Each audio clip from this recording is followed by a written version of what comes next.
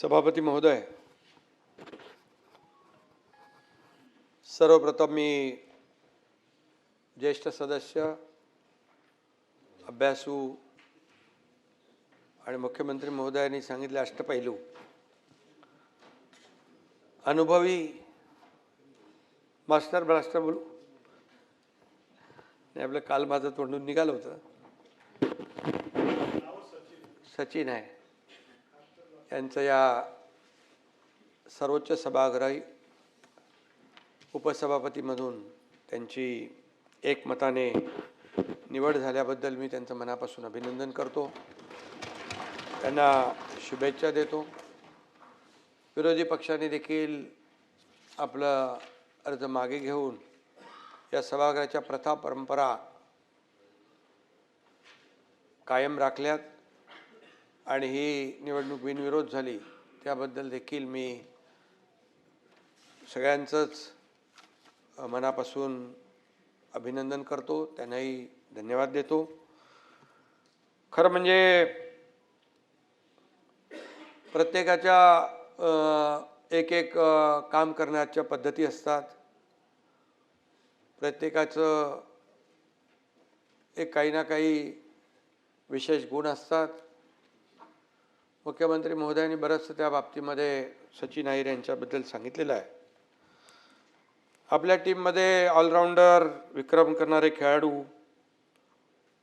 आणि बाकी सगळं कधी कधी वेळेवर काय काय करावं लागतं असे खेळाडू असावेत, प्रत्येकाला वाटत असतं।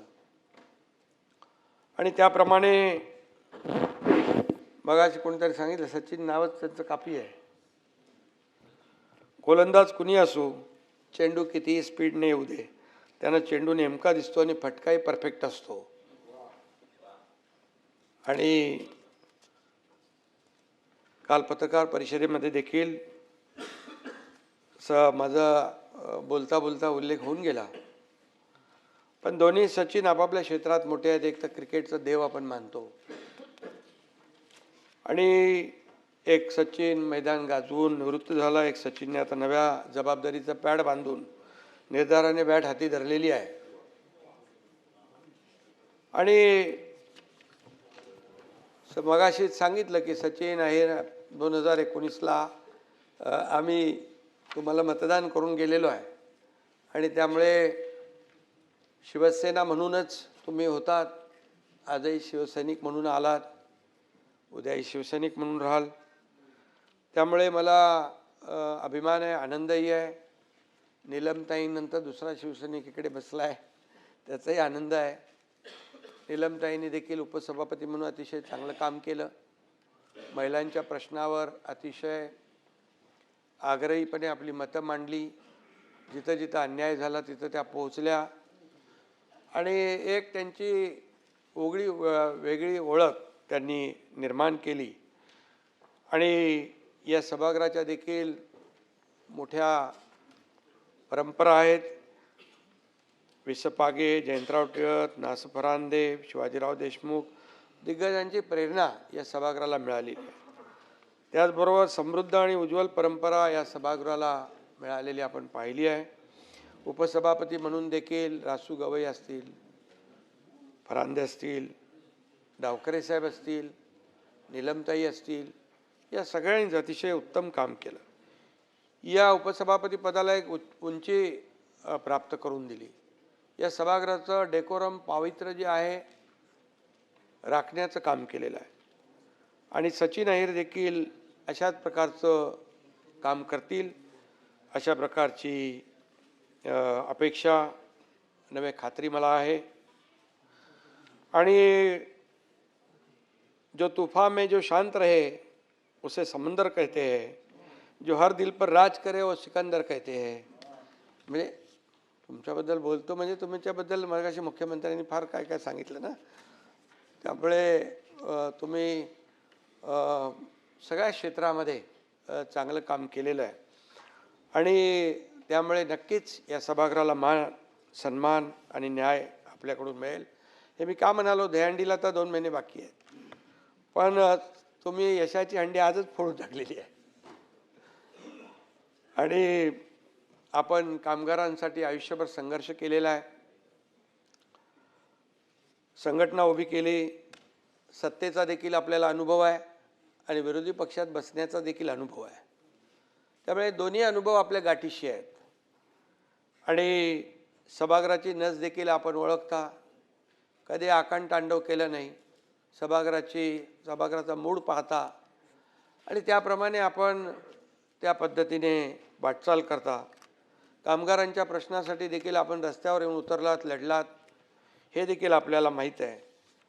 आणि विधिमंडळात देखील या माध्यमातून देखील सभागृहाच्या कामगारांच्या प्रश्नावर आपण आवाज उठवला, त्यांना न्याय देण्याचं काम देखील आपण केलं. अनेक विषयांची तड देखील लावली. कामगारांच्या प्रश्नावर अतिशय हिरिरीने आणि अतिशय आस्थेने, जिव्हाळ्याने, ममत्व भावनेने आपण काम केलेलं आहे आणि त्याचा परिचय आम्हाला सगळ्यांना आहे.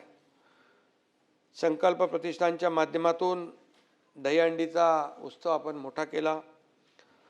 खऱ्या अर्थाने एक त्या व्यासपीठाचं समाजसेवेच्या व्यासपीठामध्ये रूपांतर देखील आपण केलं. रक्तदान शिबिर असेल, आरोग्य उपक्रम असतील, सामाजिक उपक्रम असतील, गरजूंना मदत असेल, समाजाशी आपली नाळ कधीच तुटली नाही. हिंदुहृदय सम्राट बाळासाहेबांचं 80% राजकारण, 80% समाजकारण, 20% राजकारण, ही जो काही मूलमंत्र आहे तो आपण नेहमी पाळला. आणि म्हणून कधी आपल्यामध्ये राजकारणी आम्ही पाहिला नाही, समाजकारणीच म्हणून पाहिलेला आहे. कामगार चळवळीचा दमदार चेहरा म्हणून आपण नावारूपाला आलात. उत्तम संघटक म्हणून आपली ओळख आहे. त्यामुळे आपल्याबद्दल आणखी काय बोलण्याची आवश्यकता नाही. पण 3 वेळा आमदार आणि राज्यमंत्री खाती मुख्यमंत्री महोदयांनी मगाशी या ठिकाणी त्याची ओळख करून दिलेली आहे. आणि यापेक्षाही हजारो कामगारांची त्यांची जोडलेली नाळ जी आहे, त्यांची ही कार्यपद्धती, वेगळेपणा महाराष्ट्राने पाहिलेला आहे. खरं म्हणजे आपल्याकडे पाहिल्यानंतर एक गोष्ट प्रकर्षाने जाणवते. अतिशय कष्ट, जिद्द आणि मेहनत आणि एक डेडिकेशन आणि डिवोशननी आपण काम केलेलं आहे. त्यामुळे कुठल्याही मोठमोठ्या पदांवर गेलात तरीसुद्धा आपली नाळ काही सर्वसामान्यांची सुटली नाही. आणि म्हणून कामगारांसाठी झटणारा कार्यकर्ता म्हणून आपण सुरू केलेला प्रवास आज एका अतिशय अत्यंत प्रतिष्ठेचा अशा पदापर्यंत येऊन पोहोचलेला आहे. राष्ट्रीय मिल मजदूर संघ असो, महाराष्ट्र राज्य राष्ट्रीय कामगार संघ असो, माझगाव डॉक असो, महिंद्रा अँड महिंद्रासारखे मोठे उद्योग असो, कामगारांच्या न्याय हक्कासाठी आपण सातत्याने लढा दिलेला आहे. वेतनवाढीचे करार आपण चांगले घडवून आणलेले आहेत. कामगारांचा विश्वास संपादन केलेला आहे. म्हणूनच गिरण गावामध्ये आपल्याला नेता म्हणून त्या लोकांनी स्वीकारलं. हे काय आपोआप घडत नाही, याला मेहनत करावी लागते, कष्ट करावे लागतात. लोकांच्या सुखदुःखामध्ये धावून जावं लागतं, त्यांच्या व्यथा वेदना ऐकून घ्याव्या लागतात. तेव्हाच खऱ्या अर्थाने लोक आपल्याला जवळ करतात. आणि म्हणून प्रसंगी आपल्या वैयक्तिक इच्छा आकांक्षा देखील आपल्याला दूर ठेवाव्या लागतात. परिवार एक समाज म्हणून, आपला परिवार म्हणून आपल्याला समजावं लागतं. आणि म्हणूनच ते आपण केलेलं आहे. आणि म्हणून ज्या खुर्चीवर आज आपण विराजमान होत आहे त्याच्या कामाचं संचित, त्यांच्या निस्वार्थी राजकारणाचं संचित आहे. आणि खऱ्या अर्थाने आपल्या माणसाचा सन्मान झाला या भावनेने आज मुंबईमध्ये देखील खूप आनंद आहे सगळ्यांमध्ये. आणि म्हणून मी आपल्याला पुन्हा एकदा या ठिकाणी शुभेच्छा देतो. आणि अतिशय मुद्देसूद आपण जेव्हा बोललात तेव्हा मुद्देसूद मांडणी केलीत, त्या प्रश्नाला समोरून उत्तर मिळवून घेण्याचा प्रयत्न केलात. ज्यावेळेस आपण उत्तरदायी होतात त्यावेळेस समोरच्या लोकांना प्रश्नाला न्याय देण्याचं देखील आपण काम केलं. आणि म्हणून कुणाचाही अपमान न करता, कुणाचाही उपमर्द होऊ नये, कुणाच्याही मनाला वाईट वाटू नये, ही भावना आपण कायम मनामध्ये ठेवलेली आहे. आणि म्हणूनच सभागृहाने देखील आपल्याला नेहमी गांभीर्याने घेतलं, हे आम्ही देखील पाहिलेलं आहे. परवा बेस्टच्या बैठकीमध्ये देखील आपण अतिशय पोटतिडकीने काही प्रश्न मुद्दे मांडले. आणि त्यामुळे खऱ्या अर्थाने जेव्हा आपण मुद्देसूद मांडणी करतो, जे होणार आहे, जे होऊ शकतं त्याच्यावर आपण चर्चा केली तर नक्की त्यातून रिझल्ट जे आहेत ते पॉझिटिव्ह असतात. आणि म्हणून मी खऱ्या अर्थाने आपल्याला पुन्हा एकदा मनापासून शुभेच्छा देतो.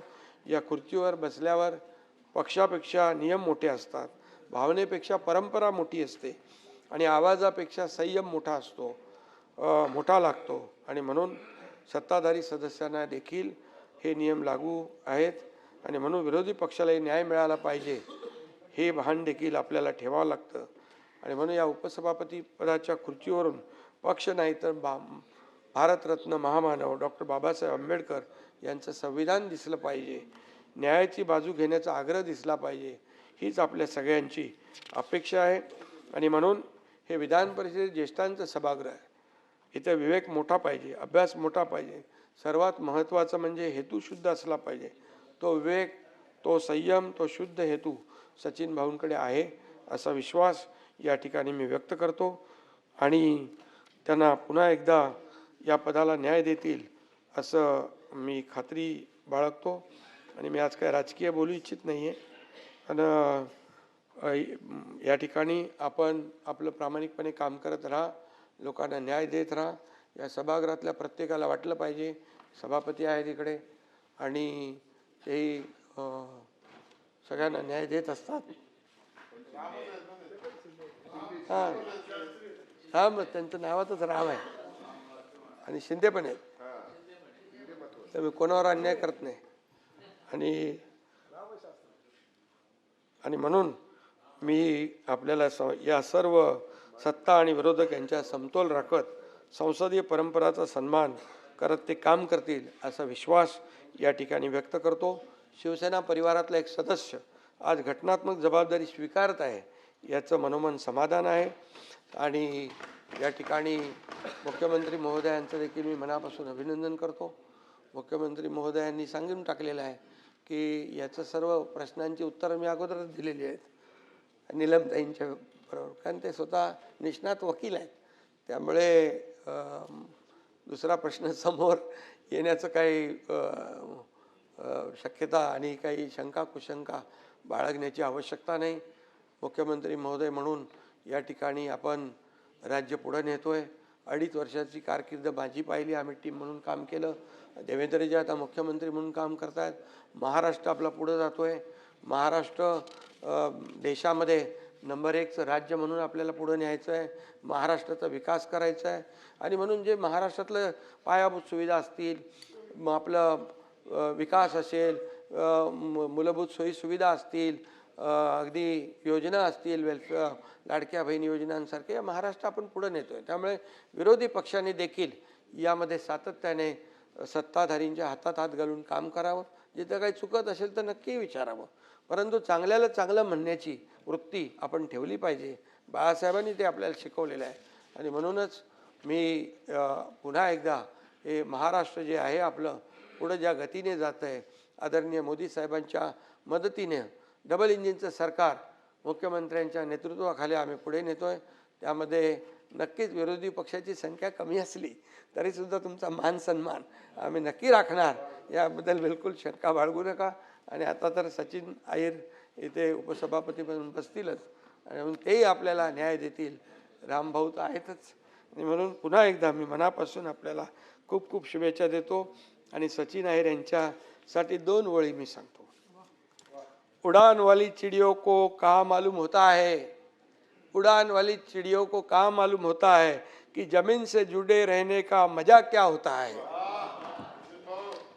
जो आसमान छूकर भी अपनी जमीन नहीं भूलते, जो आसमान छूकर भी अपनी जमीन नहीं भूलते, जनता के दिलों पर राज बस वही करते हैं. आकाशाला गवसणी घातल्यानंतर पण मग सचिन अहिरांचे पाय जमिनीत घट्ट रोवून त्यांनी ठेवलेले आहेत. त्याबद्दल त्यांचं मनापासून कौतुक करतो, अभिनंदन करतो, धन्यवाद देतो आणि चांगली परंपरा पुढे न्याल अशा शुभेच्छा देतो.